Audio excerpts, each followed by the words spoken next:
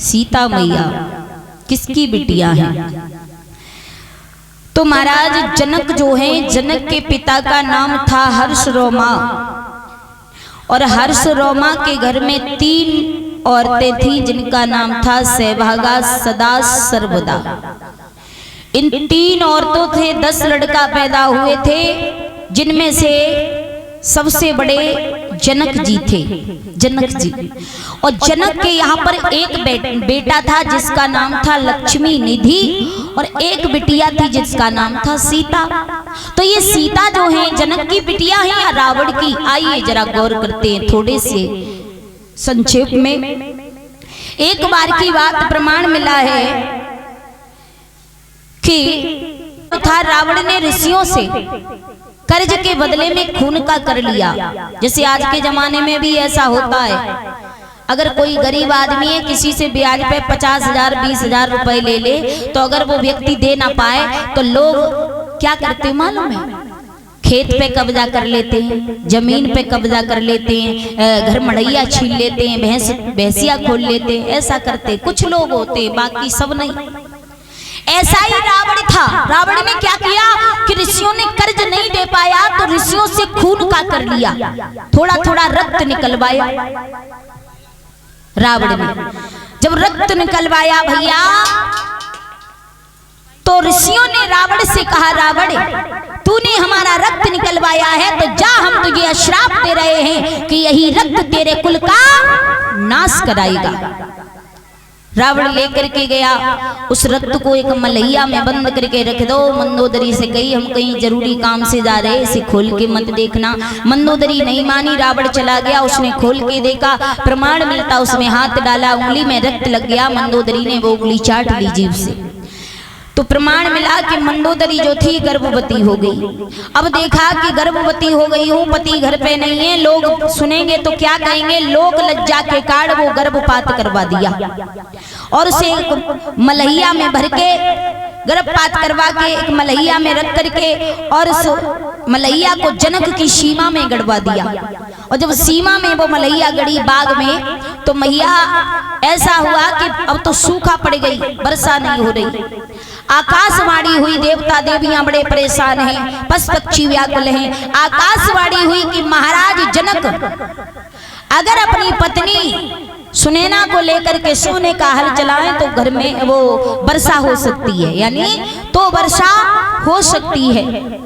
महाराज जनक ने जब ये सुना, सोचने लगे जब प्रजा के हित मुझे ये काम करना चाहिए, तो अपनी पत्नी को साथ लेकर के सोने का हल लिया, अपने बाग में जाके सीमा में खेत में जाके चलाया, और जैसे ही पहला कूड़ भरा, पहली हरैया लगाई महाराज जनक ने, तो वो मलैया ऊपर निकल के आ गई। उस मलैया को खोल के देखा तो क्या उसमें एक बहुत सुंदर बिटिया है। बेटी को गोद लिया, गोद लेते ही लेते पूरे संसार में वर्षा ही वर्षा होने लगी, पूरा संसार शीतल ही शीतल हो गया। इसलिए उस बेटी का नाम महाराज जनक ने रखा सीता। जिस बेटी को गोद में लेते ही लेते वर्षा होने लगी, संसार शीतल ही शीतल हो गया, ऐसी बेटी का नाम रख दिया सीता। महाराज जनक बड़े प्रसन्न हुए, बेटी को लेकर के आए, कहा अपने घर में लालन पालन करने लगे। माता देखा महाराज जनक ने बिटिया का कितना सुंदर नाम रखा है ना, सीता। वो आजकल के जमाने के ऐसे नाम हैं जिन नामों का कोई अर्थ नहीं है, और ये बिल्कुल सच बात है। आज के जमाने में हमारे भारत देश में जैसे लोग अपने अपने बच्चों के नाम रखते हैं ना, ऐसे लोग विदेशों में अपने अपने कुत्तों और कुत्तियों के नाम रखते है ना। लेकिन हमारे देश में बच्चों के नाम रखे जाते हैं जिनका कोई अर्थ नहीं होता। पहले के जमाने में लोग, बुजुर्ग लोग, माताएं अपने अपने बच्चों के बड़े अच्छे नाम रखती थी। क्यों? वो नाम भी कुछ किसी कार्ड के वश रखा करती थी। पहले के जमाने के लोग हरिश्चंद्र, हरि राम, श्री कृष्ण, कृष्णपाल, कन्हैया लाल, अनेक नाम रखा करती थी। श्रीमती, राम प्यारी, राम लली, ये सारे नाम रखती थी। और आज के जमाने में तो ये सारे नाम ही खत्म हो गए। अब तो सब जैकी पैकी टिंकू पिंकू बिंकू पप्पू और पप्पी, अनेक नाम जिनका कोई अर्थ नहीं। ये नाम क्यों रखते थे पहले के लोग मालूम? अपने बच्चों का नाम भगवान के नाम के अर्थ के साथ रखा करते थे, इसलिए क्योंकि बुढ़ापे में भगवान का नाम जिह्वा से नहीं निकलता। जब प्राण निकलते हैं ना तो प्रभु का नाम नहीं निकलता। अपने बच्चों को ही बुलाओगे, अरे भाई तुम्हारे बेटे का नाम राम प्यारे होगा। अगर किसी के बेटे का नाम राम प्यारे हो और जब उसकी मृत्यु आए तो भगवान को नहीं बुलाएगा, अपने बेटा को बुलाएगा। तो बेटा के नाम में ही भगवान का नाम छुपा हुआ है। बुलाएगा राम प्यारे तो वो प्रभु सुनेगा, कहेगा मेरा वक्त मुझे ही बुला रहा है। अरे भाई बेटे के नाम के सहारे से ही प्रभु का नाम निकल जाएगा। इसलिए पहले के लोग अपने बच्चों के ऐसे नाम रखते थे। कितना सुंदर नाम रखा, सीता। सीता धीरे धीरे बड़ी होने लगी, पलने लगी। तो महाराज ये सीता जो है रावण की पुत्री हैं, जनक के यहाँ इनका लालन पालन हुआ है। आइए अब इधर क्या देखा, धीरे धीरे समय बीता। सीता मैया थोड़ी सी समझदार हुई, थोड़ी सी तो घर की साफ सफाई में लगी थी। माताओं थोड़ा हमारी भी तरफ देख लो, इतने ऊंचे पे बैठे हैं, इधर उधर क्या देख रही? कथा में भी थोड़ा ध्यान दीजिए जी। तुम पहले लगा देते तो बहुत बढ़िया रहते। अभी नहीं कथा में कत्याऊ ध्यान नहीं, सब गुब्बारे में पहुंच गई। सोच रही है 2-3 हम पे घरे ले जाए, रात को मैं लला खेल तो लिए गुब्बारे से। कोई बात नहीं, अभी बहुत टाइम है गुब्बारे फोड़ने का, है ना। थोड़ी थोड़ी ताकत बना लो, वैसे तभी तो फूटेंगे भैया। एक दिन मैया सुनैना घर पर नहीं, और देखिए जब माँ घर पे नहीं होती है तो बेटियों को बड़ी खुशी होती है, सारी घर की सफाई करती हैं। जब माँ अगर घर ना हो तो ज्यादा करती हैं। तो सीता मैया ने देखो मैया घर नहीं है तो सारे घर की सफाई करने लगी, लीपा पोती में लग गई। तो सीता मैया ने क्या देखा कि घर में भगवान शंकर का पुराना धनुष रखा हुआ है। महाराज इतना भारी धनुष था जो किसी के हिलाए से आज तक हिला भी नहीं था। तो मैया सीता ने उस धनुष को देखा, गई पास में, लीप रही थी गोबर और मिट्टी से घर को। तो माताएं हमारी होती है ना, जब आंगन घर की लिपाई करती हैं, लिपाई, तो जो होशियार माताएं होती हैं उनका एक हाथ लिसता है, एक हाथ साफ रहता है। और जो ज्यादा होशियार होती है वे ऊपर नीचे तक सब समझाती, लिपत लिपत, साड़ी ब्लाउज पेटीकोट मुंह लिसिदा, चप्पल जूता सब लिसिदा, लिपत ही लिपत। सीता मैया को एक हाथ बिल्कुल साफ। और बाई से मैया सीता ने कहा करो, धनुष के पास में पहुंची और धनुष के पास में जाकर के मैया सीता ने, श्री जनक दुलारी सीता ने बचपन में कौतिक दिखलाया। श्री शंकर जी को धनवा को एक ही हाथ से उठा लिया, एक ही हाथ से उठा लिया और उसके नीचे उठा के लीप दिया और उसी जगह पर फिर धनुष रख दिया। महाराज देखा श्री जनक लाल जी ने, सीता ने धनुष उठाया है, दरबार में तुरंत पहुंच करके सबको ये वचन सुनाया है। महाराज जनक बड़े प्रसन्न हुए, बहुत खुश हुए, मेरी बेटी सीता ने धनुष उठा लिया। उस धनुष को उठाया जो धनुष किसी ने आज तक हिला भी नहीं पाया। महाराज ये धनुष इतना भारी था, इतना भारी था, फिर महाराज जनक के दरबार में कैसे आ गया और कौन ले आया इसे? भाई जब इतना भारी था तो ये उठता तो था नहीं, फिर से लाया कौन महाराज जनक के यहाँ? एक कवि बता रहा है, एक प्रमाण बता रहा है। एक बार की बात, भगवान शंकर कैलाश पर्वत पर जब बैठे थे तो इनके हाथों में ये धनुष था। महाराज दधीच की हड्डियों का बना हुआ धनुष भोले बाबा के हाथों में जब था तो रावण वहीं पे बैठो रहे। रावण, अब रावण उस धनुष को बड़ी गौर से देख रहा, बड़ा सुंदर धनुष है, कितना अच्छा लग रहा है। जब इतनी बात कही तो नारद ने कहा रावण से, अरे रावण तू इस धनुष को बड़े गौर से देख रहा है, इस धनुष को तू बड़े गौर से देख रहा है, यही धनुष तेरी मौत का कारण बनेगा। अब रावण ने जब सुना सोचने लगा, ये धनुष मेरी मौत का कारण है, क्यों ना मैं इस धनुष को ले लूं। अब जब ले लूंगा अपने पास रखूंगा तो मौत का कारण खत्म ही हो जाएगा। महाराज अब तो रावण ने क्या किया, भोले बाबा से वो धनुष लेने के लिए तपस्या की। भोले बाबा की रावण ने तपस्या की, भोले बाबा प्रसन्न हुए, रावण से कहा वरदान मांगो। तो रावण ने भोले बाबा से वो वरदान में धनुष ले लिया, धनुष।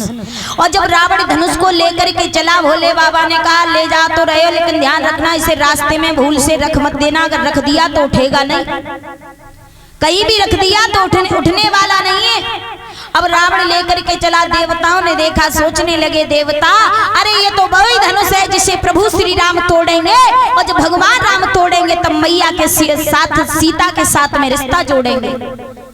तो देवताओं ने सोचा अब क्या किया जाए, रावण धनुष को ले जा रहा है। तो प्रमाण मिलता है कि इंद्र ने देखा, तो इंद्र ब्राह्मण का रूप बना करके आ गया। रावण धनुष ले जा रहा था, चलते चलते जनक की सीमा में पहुंच गया रावण, जनक की सीमा में। तो इंद्र जो थे एक ब्राह्मण का रूप बना करके आए। अब इधर क्या हुआ, वरुण देवता सातों समुद्र लेकर के रावण के पेट में बैठ गए। रावण जा रहा, अब रावण को क्या हुआ, रावण को लगी लघु संख्या। अब इंद्र बने ब्राह्मण को देखा रावण ने, तो सोचा भैया, अब सोच रहा है ऐसे रख दूंगा तो उठेगा नहीं, लघु संख्या तेज लगी है, क्या करें। तो रावण ने ब्राह्मण से कहा, जो इंद्र ब्राह्मण बने थे उनसे कहा कि भैया ऐसा करो, थोड़ी देर मेरा धनुष आप ले लो और मैं अभी लघु संख्या करके 2 मिनट में आ रहा हूँ। बोले ठीक है। धनुष ब्राह्मण वो इंद्र ने ले लिया, रावण लघु संख्या करने गया। महाराज 1 मिनट नहीं, 2 मिनट नहीं, घंटे से गुजर गए। अब ब्राह्मण देख रहे हैं कि आ जाए, अभी आवाज लगाई भैया जल्दी आओ, मैं कहीं जरूरी काम से जा रहा। रावण बोला बस थोड़ी देर रुक जाओ, बस आ रहा। पर कैसे आता, क्योंकि वरुण देवता सातों समुद्र लेकर के पेट में बैठे थे। अब नहीं उठा रावण। महाराज इधर हुआ क्या, जब देर हो गई, 1 नहीं 2 नहीं 3 घंटे हो गए, इंद्र जो ब्राह्मण बने हैं उन्होंने क्या किया, धनुष को वहीं रखा और वहां से चले गए। अब इधर रावण आया तो उसने देखा, अरे ब्राह्मण देव धनुष को रख गए, कहाँ चले गए, इधर उधर देखा कोई दिखाई नहीं दिया। रावण ने धनुष को उठाया लेकिन धनुष हिला भी नहीं, वहीं रखा रहा। बहुत उपाय किया, अंत में प्रमाण मिला, रावण ने सहस्त्राबाहु को बुलाया, सहस्त्राबाहु को, और कहा हमारा धनुष उठा लो। सहस्त्राबाहु कहने लगा, रे भैया आप छोटे मोटे कामों के लिए हमें बुलाते हो, मेरे 1000 हाथ है, एक ही हाथ से धनुष उठ जाएगा, चिंता नहीं करो। अब तो सहस्त्राबाहु ने 1 नहीं 2 नहीं हजारों हाथ लगा दिए, पर धनुष उठाना तो दूर की बात थी, धनुष हिला भी नहीं पाए। अंत में रावण दुखी होकर के और उस धनुष को जनक की सीमा में ही छोड़ करके और वहां से चला गया। अब भैया महाराज जनक स्वयं को भ्रमण करने आए तो क्या देखा कि सीमा में धनुष रखा है, उसे उठाना चाहा, नहीं उठा। अंत में बड़े बड़े योद्धाओं को बुलाया, नहीं उठाया। प्रमाण मिला कि 10,000 हाथियों को बुलाया जनक जी ने, 10,000 हाथियों को बुला करके वो धनुष उठवा करके महाराज जनक ने और जा करके अपने दरबार में रखा। तो इस तरीका से महाराज जनक के दरबार में वो धनुष आया। वो ही धनुष इतना भारी था, इतनी शक्ति थी, जो महाराज किसी के हिलाए से हिलता भी नहीं था। सीता ने उठा लिया, बड़े खुश हुए महाराज जनक। जाकर के दरबार में पहुंचे, आवाज लगाई है, जिस महावीर की महाशक्ति जो धनवा तोड़ गिराएगी, बस उसी वीर को निर्विवाद जानकी विवाही जाएगी। जो वीर इस धनुष को उठा के खंड खंड कर देगा, उसके साथ में मैं अपनी बेटी सीता का विवाह करूंगा। महाराज जनक ने आवाज लगाई और मंत्री के द्वारा पत्र लिखवाए, देश विदेशों में पत्र गए, हर जगह पर पत्र गया। लेकिन महाराज देश विदेशों के राजा सीता स्वयंवर देखने के लिए चलने लगे। एक पत्र आजमगढ़ आश्रम विश्वामित्र के पास में पहुंचा। हर जगह गए महाराज, हर जगह पर पत्र गए, लेकिन हाँ अयोध्या में पत्र कोई नहीं गया। और अयोध्या में पत्र जाना चाहिए, क्योंकि महाराज दशरथ भी जाने माने राजा थे। अयोध्या में कोई पत्र नहीं गया। क्यों नहीं गया? इसका एक कारण था। एक बार की बात, महाराज जनकपुरी में एक महात्मा जी तप करने आए थे। तो वो तपस्या कर रहे थे, जल का भरा हुआ कमंडल उनके पास में रखा था दादा। तो एक पतिव्रता स्त्री, उसका पति बीमार था, अपने कंधों पे रख करके ले जा रही थी। धोखे से महात्मा जी के कमंडल में उस स्त्री का पैर लग गया, जल फैल गया, महात्मा जी के ऊपर छींटे गए, आंखें खुल गई, अश्राप दे दिया। अरे तू इतनी पागल है, तुझे दिखाई नहीं दे रहा? एक महात्मा तपस्या कर रहे हैं, तूने मेरा जल फैला दिया और मेरा ध्यान भंग करवा दिया। जा, मैं तुझे अश्राप दे रहा हूं कि सुबह होते ही तेरे पति की मृत्यु हो जाएगी। जब इतना कहा, वो पतिव्रता स्त्री रोई, बोली बाबा जी हमें माफ कर दो, भूल हो गई। लेकिन संत को क्रोध आ गया, कहा बिल्कुल नहीं, ये तो अब होकर के ही रहेगा। महाराज मैया बहुत माफी मांगती रही, बाबा जी ने जब क्षमा नहीं किया, इसके बाद में महाराज वो संत थे, वो भी सच्ची पतिव्रता स्त्री थी। उसने कहा महाराज सुनिए, अगर आप सच्चे संत हो तो मैं भी अगर सच्ची पतिव्रता स्त्री हूँ, अगर मैंने स्वप्न में भी किसी पराये पति को नहीं देखा होगा, तो जाओ, आप कह रहे हो कि तेरे पति की सूर्य निकलते ही मौत हो जाएगी, तो मैं कह रही हूँ अगर सच्ची पतिव्रता स्त्री हूँ, सूर्य में दम हो तो सुबह निकल करके दिखाएं और मेरे पति की मृत्यु हो जाए, देखूंगी कैसे होगी। प्रतिज्ञा की है महाराज। वो भी पतिव्रता स्त्री है। एक नहीं, 2 दिन नहीं, कई दिन बीत गए। अब तो पतिव्रत धर्म के कारण सूर्य नहीं निकल रहा। माताओं, पतिव्रत धर्म में बहुत बड़ी ताकत होती है। पतिव्रत धर्म में बहुत बड़ी ताकत होती है। देखिए, पतिव्रत धर्म के बल पर सूर्य नहीं निकल रहा है, कई दिन बीत गए। अब तो महात्मा जी के पास भीड़ इकट्ठी हुई, लोग आए, तो विद्वानों ने बताया, महात्मा जी ने बताया, एक उपाय है सूर्य निकलने का। क्या? कहा सूर्य ऐसे नहीं निकलेगा, अगर कोई सच्ची पतिव्रता स्त्री और कच्चे धागे को घड़े में बांध के कुआं से पानी भर के ला करके इसके पति के ऊपर छिड़कावा लगा दे, तो इसके पति की भी मौत नहीं होगी और सूर्यदेव भी निकल आएंगे। चारों तरफ खबर फैलाई। ये खबर महाराज अयोध्या में गई। अयोध्या के राजा दशरथ ने अपनी पत्नी कौशल्या को आज्ञा दी। कौशल्या जैसे ही चली तो कौशल्या की दासी आई, बोली महारानी आपकी जाने की कोई जरूरत नहीं है, जब आपके दास दासियां इतना काम कर सकते हैं तो आप मत जाओ, जाऊंगी मैं ये काम करके आऊंगी। तो वो जात से महत रानी थी, वो आई और उसने कच्चे धागे को घड़े में बांधा, कुआं से पानी भरा, उसके पति के ऊपर छिड़कावा लगाया, तो प्रमाण मिला कि उसके पति की भी मृत्यु नहीं हुई और सूर्यदेव भगवान भी निकले आए। बोलिए भक्तवत्सल भगवान की। भैया सूर्यदेव भगवान भी निकले आए।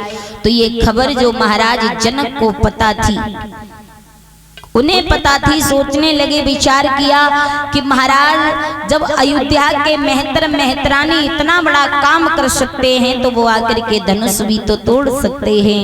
यही कारण था जो जनक जी ने अयोध्या में कोई पत्र नहीं भेजा था, हर जगह पत्र गए। महाराज विश्वामित्र के पास गया पत्र, तो क्वार की शुक्ल पक्ष द्वादशी के दिन विश्वामित्र राम लक्ष्मण को साथ लेकर के चले। कहा? एक वन में जाकर के पहुंचे। क्या देखा प्रभु श्री राम ने कि उस वन में पशु पक्षी दिखाई नहीं दे रहे हैं, कुछ नहीं दिखाई दे रहा, निर्जन वन है। गुरुदेव से पूछा, गुरुदेव मैं क्या देख रहा हूं कि यहाँ पर कुछ दिखाई नहीं दे रहा, ये पत्थर की स्त्री पड़ी है, ये कौन है? तो विश्वामित्र ने बताया, बेटा राम ये कोई और नहीं है, ये गौतम ऋषि की पत्नी है अहिल्या। अहिल्या, हाँ। जवाब दिया प्रभु ये पत्थर की कैसे हो गई? तो गुरुदेव ने बताया बेटा राम, अहिल्या जो थी देखने में बड़ी सुंदर थी। एक बार इंद्र ने इन्हें देख लिया, इनके साथ छल करना चाहा। चंद्रमा के पास गया इंद्र दौड़ता हुआ। चंद्रमा से कहा भैया मुर्गा बन करके गौतम ऋषि के दरवाजे पर आवाज लगा दो रात्रि में, क्योंकि गौतम ऋषि रोजाना सुबह होते ही गंगा स्नान के लिए जाते हैं। रात्रि में जब आवाज लगाओगे तो गौतम जानेंगे सुबेरा हो गया, वो स्नान करने जाएंगे और हमें मौका लग जाएगा, हम जाके उनकी पत्नी के साथ चल कर आएंगे और आप वापस चले आना। इंद्र से चंद्रमा ने जब इतनी बात सुनी तो तैयार हो गया। चंद्रमा मुर्गा बनकर के गौतम ऋषि के दरवाजे पर गया और जाकर के उसने क्या किया भैया, आवाज लगाने लगा है। चंद्रमा मुर्गा बनकर के ऐसा ही नहीं बोले गुरुदेव बेटा राम,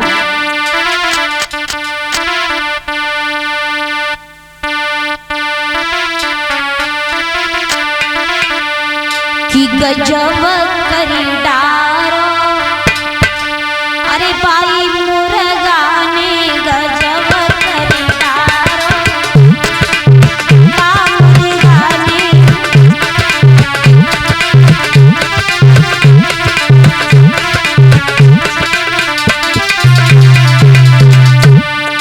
चंद्रमा गया मुर्गा बनकर के गौतम ऋषि के दरवाजे पर आवाज लगाई भैया गजब करी डारो, मुर्गा ने जुलम करी डारो, मुर्गा ने।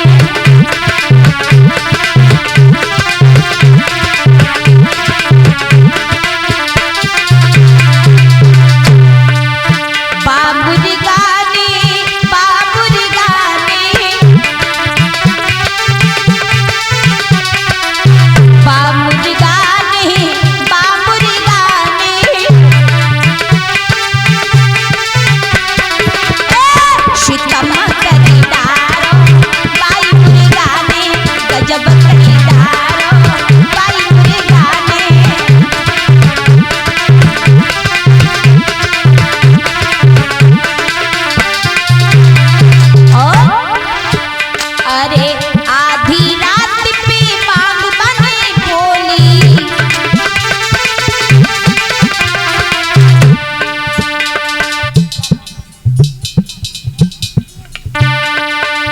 और ये देव प्रताप बेटा इनकी तरफ से 100 रुपये से सम्मान कर रहे हैं। पढ़ लिख करके बेटा विद्वान बने, अपने माता पिता का नाम रोशन करे।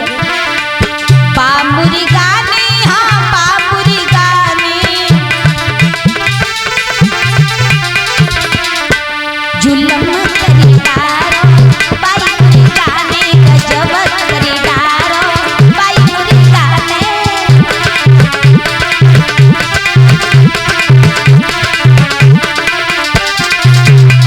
और भैया अरे आधी रात पे बागबाने बोली, तब ऋषिवर ने अखियां खोली। आधी रात पे बागबाने बोली, तब ऋषिवर ने अखियां खोली। और भैया बहु घोर घुरारो, बाई मुर्गा ने गजब करी डारो, बाई मुर्गा ने।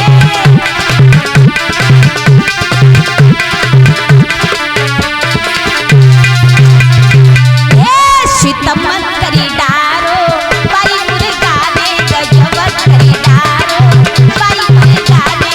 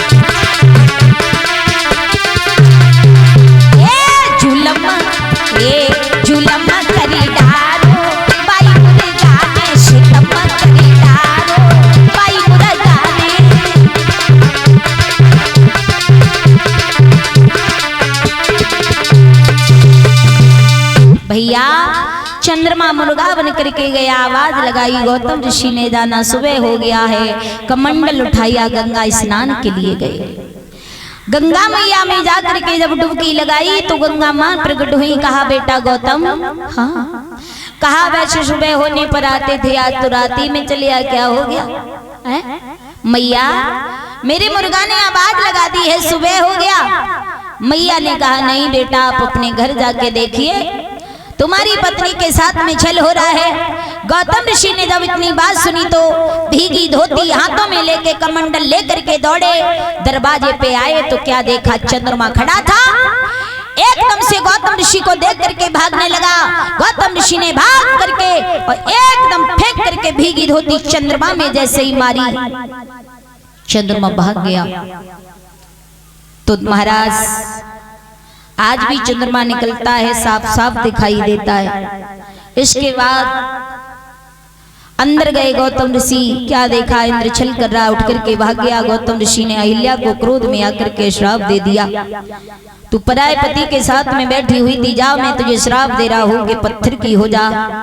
बेटा राम अपने पति के अश्राप से इंद्र के साथ कलंकित तो होकर के ये पत्थर की हो गई हैं, आप चाहो तो इनका उद्धार भी कर सकते हो। तो गुरुदेव के कहने पर प्रभु श्री राम ने गुरु विश्वामित्र के कहने से अहिल्या का उद्धार किया। इंद्र के संग जो कलंकित थी उन्हें खुद चरणों से पार किया। महाराज अहिल्या पर उस पत्थर शिला पर जैसे ही पैर लगाया भगवान ने, सुंदर सी स्त्री प्रकट हुई और भगवान के चरणों में गिरी। भगवान ने उसे आशीर्वाद दिया, सदा सदा के लिए अपने लोक में भेज दिया। बोलिए भक्त वत्सल भगवान की। भैया इस तरीका से अहिल्या का उद्धार करने के बाद प्रभु श्री राम आगे बढ़े और आगे बढ़े हैं। क्वार की पूर्णमासी वाले दिन महाराज श्री राम लक्ष्मण और गुरुदेव विश्वामित्र के साथ में जनक के फूल बाग में पहुंचे, जाकर के विश्राम किया है। इधर विश्राम किया, एक एक पैर राम लक्ष्मण दबाने लगे। इधर गुरुदेव ने कहा बेटा राम आप ऐसा करो, बगिया में अंदर चले जाओ और पूजा के लिए पुष्प तोड़ करके ले आओ।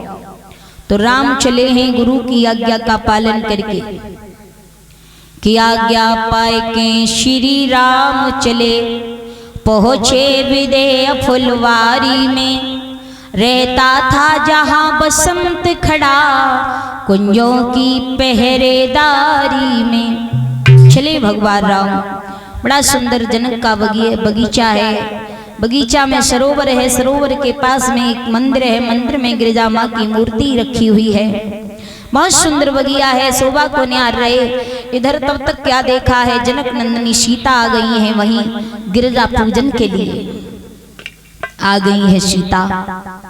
महाराज इधर प्रभु श्री राम लक्ष्मण खड़े हैं, इधर सीता आई है पूजन के लिए। सीता की एक चतुर सहेली रहे, उसने दूर से ही प्रभु राम को देख लिया, दौड़ करके आई, भगवान राम की छवि को देखा, देखती रह गई। पास में गई बहन सीता। बगिया में बड़े दो सुंदर राजकुमार आए, ऐसा लग रहा है मानो स्वयं भगवान ही आ गए हो, और ऐसा लगता है कि खड़े होकर के उन्हें ही देखते रहे। भैया लड़की ने जब जाकर बताया इधर सीता मैया आई हैं, सीता ने जैसे ही प्रभु श्री राम की ओर निहारा तो देखती ही रह गई। और राम सीता की झांकी बन गई हो, अगर तैयार हो गई हो बिटियां तो आ जाएं। और भैया यहाँ पे तो कुर्सी डलवा दीजिए, क्योंकि आगे कृष्ण का जन्म भी होना है। तो मैं रोज बताती हूँ कि कथा देखिए, श्रीमद् भागवत कथा में कोई एक कथा नहीं है, हर कथा थोड़े थोड़े संक्षेप में दी गई है। अगर कहा जाए तो 7 दिन में रामायण भी पूरी नहीं होगी, है ना। इसलिए थोड़ी थोड़ी कथा, हर कथा का आनंद दिया गया है। तो आज तो सीता आई है साथ की सहेलियों को लेकर के।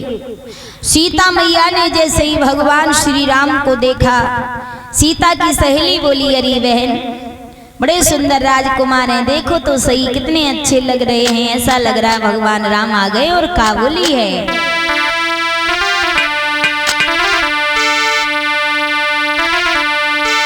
कि सुनो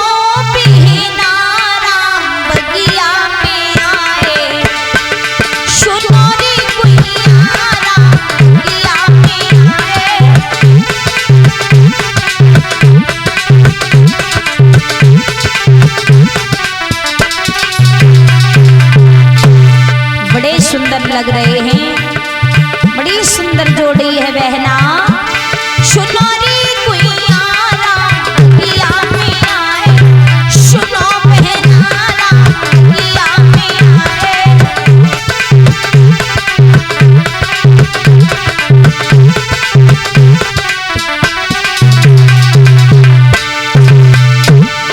बगिया में आए फूल, बगिया में आए, बगिया में, बगिया में आए फूल, बगिया में आए। सुनो रे सजनी राम किया में आए, सुनो रे कुइया राम किया में आए।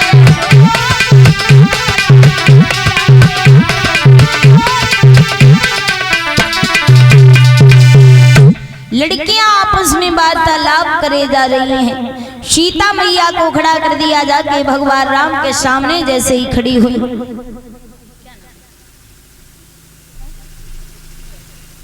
और ये 100 रुपए से सम्मान कर रहे, आशीर्वाद के रूप में दे रहे हैं शिव तीर्थ चाचा जी। भगवान से कामना करेंगे धर्म के क्षेत्र में आगे बड़े, समाज में सम्मान मिले, भगवान से है आशा विलासा है। तो लड़कियां आई, सीता मैया ने जैसे ही प्रभु श्री राम को निहारा तो देखती रह गई। दोनों ने देखा, भगवान राम ने सीता को देखा, सीता ने राम की ओर देखा, तो क्या दशा हो गई दोनों लोगों की कि पड़ गए प्रेम की डोरी में, चित चोर या पचित चोर हुए।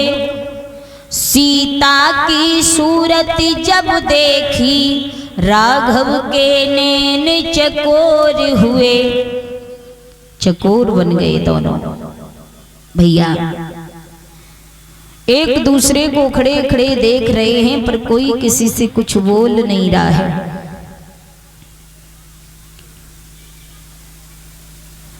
भगवान राम सीता मैया की वो दशा हो गई।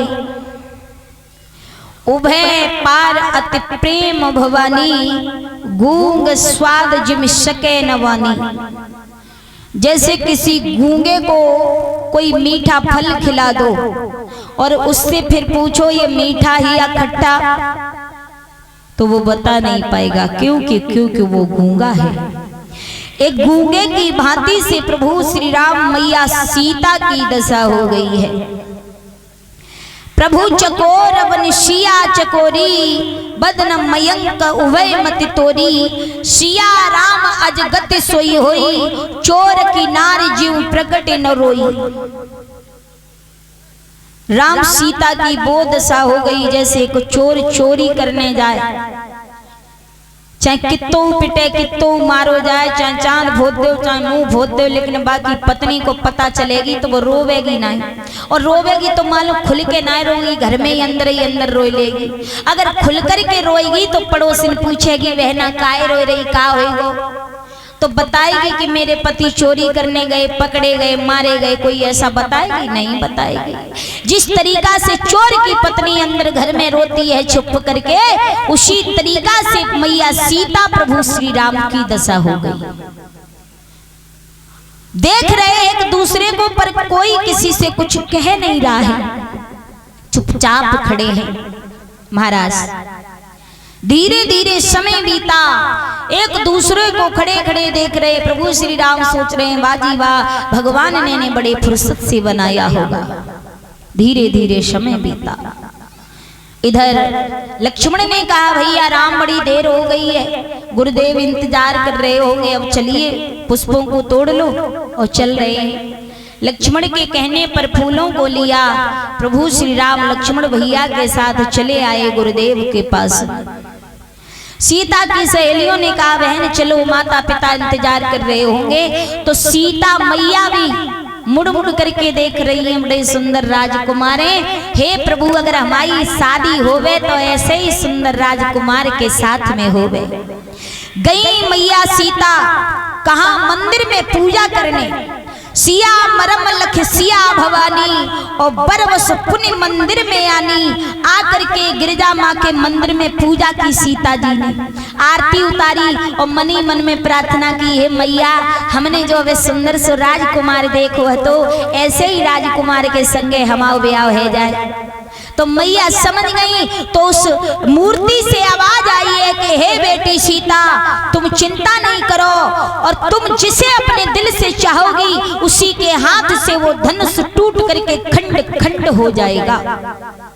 सीता मैया वरदान लेकर के अपने दरबार में आई। महाराज महलों में जब आई हैं दरबार में, इधर महाराज जनक ने क्या किया, विश्वामित्र के पास गए, उन्हें प्रणाम किया। बड़े हर्ष उल्लास के साथ, बड़े खुशी के साथ भगवान राम लक्ष्मण के सहित विश्वामित्र को जनक जी अपने दरबार में लेकर के आए। इधर प्रभु श्री राम आए हैं, उधर से मैया सीता आई है। तो भैया इधर हुआ क्या, जैसे ही पैर रखा है उस रंगभूमि में, तो तुलसीदास जी बताते हैं क्या कि रंगभूमि जब और सिया पगुधारी, मोहे देखी सकल नर नारी, मोहे देखी सकल नर नारी।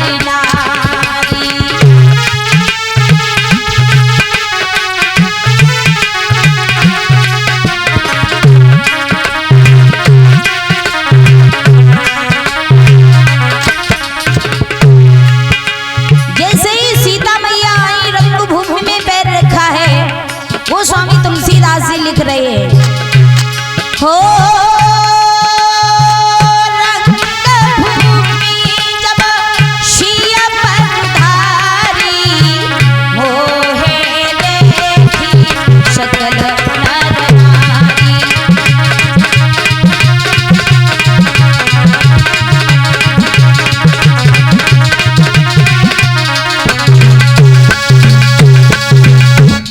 भैया रंगभूमि जब सिया पगुधारी, मोहे देख सकल नर नारी, प्रमाण मिलता है सीता मैया ने जब पैर रखा तो नर नारी उन्हें देख करके मोहित हो गए। गोस्वामी तुलसीदास जी लिख रहे हैं। और एक जगह गोस्वामी तुलसीदास जी दूसरी बात लिख रहे हैं क्या, एक जगह तो लिख रहे हैं कि सीता ने रंगभूमि में पैर रखा, नर नारी देख करके सारे लोग मोहित हो गए। और दूसरी जगह लिख रहे हैं कि मोहे न नारी नारी के रूपा और अपन गार, यही चरित्र अनुपा। एक जगह लिख रहे हैं सीता को देख के स्त्रियां पुरुष सारे मोहित हो गए, और एक जगह लिख रहे हैं कि स्त्री को देख करके स्त्री कभी मोहित नहीं होती। तो ये बिल्कुल सच लिखा है इन्होंने, बिल्कुल सच कहा है कि स्त्री की प्रशंसा कभी सुन नहीं सकती, नहीं सुन सकती। स्त्री की सामने अगर स्त्री की प्रशंसा कर दी जाए, कौन, अगर स्त्री का पति उसके सामने पड़ोस वाली की प्रशंसा अगर कर दे तो बड़ा जलन हो जाती है भैया। कथा चल रही है यहाँ, शाम को माता अपने घर जाए कथा सुन के, और हमारे भैया अगर कोई एक अपनी पत्नी से कह दे का सुनना है ना, आज वो टिंकुआ की बहू देख कितनी सुंदर लग रही है, कितनी बढ़िया साड़ी पहन के आई है, वो पत्ते नीचे तक बहुत बढ़िया लग रही, सोने चांदी से जड़ी है। तो महाराज ये कहीं जवाब आवेगो का मालूम, फूल के बम हो जाए, कोई बात नहीं, तुम्हें ज्यादा अच्छी लगे तो बाइक ढीने चले जाइयो, कल हम अपने बोरिया बिस्तर बांध के अपने मायके चली जाइए, कुछ रेट गेट होगी ताई सेवा की इतनी प्रशंसा करी जाए रही है ना। फिर पति कह काय रोटी ले आ, बाई से मंगवा लो रोटी, पानी ले आ, बाई से मंगवा लो पानी, बाकी बहुत प्रशंसा कर रहे थे, कुछ तो मतलब होएगा तभी इतनी प्रशंसा हो रही। कहने का मतलब ये मैं नहीं मानता हूं, ये हमारे वेद शास्त्र कह रहे हैं कि स्त्री कभी स्त्री की प्रशंसा नहीं सुन सकती। माताएं गांव में लड़का की अगर शादी हो, मुंह दिखरोनी होती है ना, बहू की मुंह दिखरोनी, तो माताएं मुंह देख करके आती हैं, गोबर को पला डाल के आई, बहन रत्ता मिली, बोली जी रुक जाओ, तुम तो देखे आई, देखो उनकी बहू हम नहीं पहुंच पाए थे, आई हम पे तो बहुत बोहार, उनको चढ़ो धरो, अब भाई हम नहीं पहुंच पाए, जब बताओ तुम देखे उनकी लल्ला की बहू कैसी है, जब सुनी जात बहुत अच्छी लगती। बोली बहने अच्छी तो कुछ कमी ना है, ऐसे लगत कुछ नाक पसरी पसरी सी हो, अच्छी तो बहुत हुए, इतने रूप नहीं चेहरे, फिर सही है ठीक है, लेकिन कुछ आंखें जो लगती गड्ढा में बैठी हो। है ना। कहने का मतलब है कोई ना कोई कमी स्त्री के अंदर स्त्री जरूर निकालेगी। तो गोस्वामी तुलसीदास जी लिख रहे हैं कि मोहिन नारी नारी के रूपा पन्न गारी, यही चरित्र रूपा बिल्कुल सच लिखा है। स्त्री स्त्री को देख कर कभी मोहित नहीं होती। तो प्रमाण मिला है कि लिखा है पगुधारी बताया है, पगुधारी सीता को नहीं, पगुधारी प्रभु श्री राम को बताया है। कैसे बताया कि भगवान राम ने जब वहां रंगभूमि में पैर रखा, सीता की रंगभूमि में पैर रखा है, तो सब स्त्रियां और सब पुरुष उन्हें देख करके मोहित हो गए। कैसे? पगुधारी भगवान राम को बताया। कैसे बताया कि जब से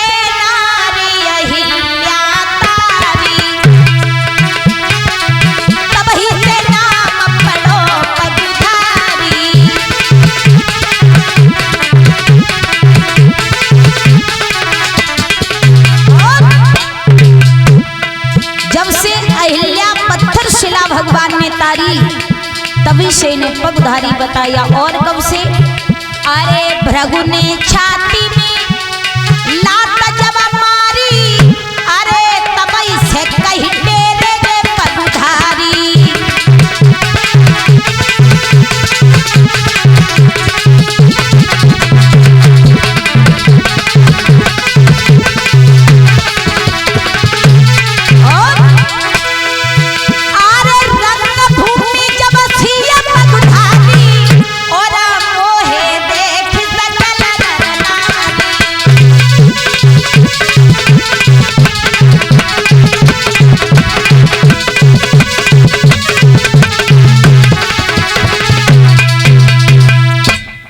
तो पगधारी भगवान राम को बताया। भगवान राम आए हैं तो सभी पुरुष सभी स्त्रियां देख करके मोहित हो गए।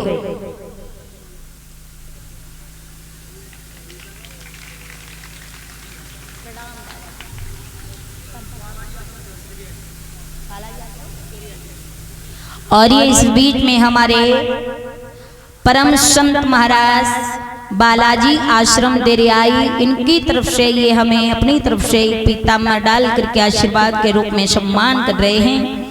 कामना करेंगे लंबी आयु हो और शरीर स्वस्थ रहे, निरोग रहे और यूं ही भगवान की भक्ति में लगे रहे, हमें यूं ही आशीर्वाद देते रहे। भगवान से है आशा विलासा है। बोलिए कृष्णचंद्र भगवान की, बोलिए संत सदगुरुदेव भगवान की। भैया बिटियां अगर तैयार हो गई हो तो जल्दी आ जाओ भैया। तो पगधारी राम को बताया है।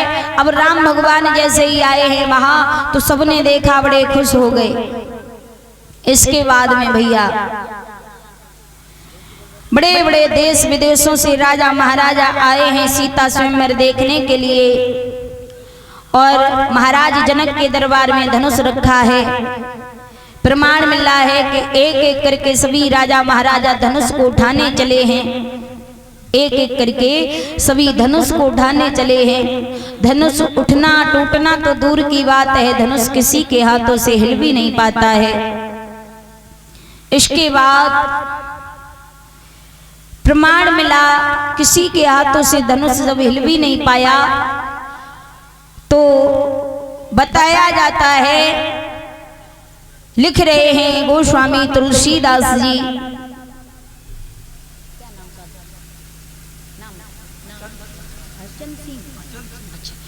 और ये अचल सिंह चाचा जी ये हमें अपनी बेटी को 100 रुपए से आशीर्वाद के रूप में सम्मान कर रहे हैं। कामना करेंगे दीर्घायु की और धर्म के क्षेत्र में ये आगे बढ़े और इनका परिवार फलों फूलों की तरह फलता फूलता रहे। मेरी भगवान से यही आशा विलासा है। बोलिए भक्त वत्सल भगवान